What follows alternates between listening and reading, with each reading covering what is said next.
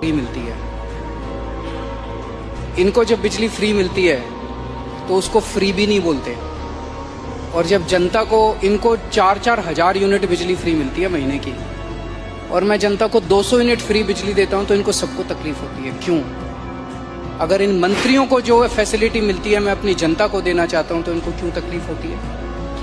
इन सारे मंत्रियों को और एमएलएज और एमपीज का सारा इलाज का खर्चा फ्री है। कोई बीमार हो जाए इनके घर का सारा फ्री है। तो अगर मैंने अपने दिल्ली के लोगों का इलाज फ्री कर दिया तो इनको क्यों तकलीफ होती है? जो जो चीजें इन मंत्रियों को और इन संतरियों को मिलती है मैं अपने लोगों को देना चाहता हूं, नंबर 1। दूसरी चीज, अगर मैं, एक समय था जब मैंने सुना था कि राजनीति के अंदर एक समय था जब फ्री बांटते थे, और फ्री बांटने का पैसा कहां से आता था? सरकार लोन लेती थी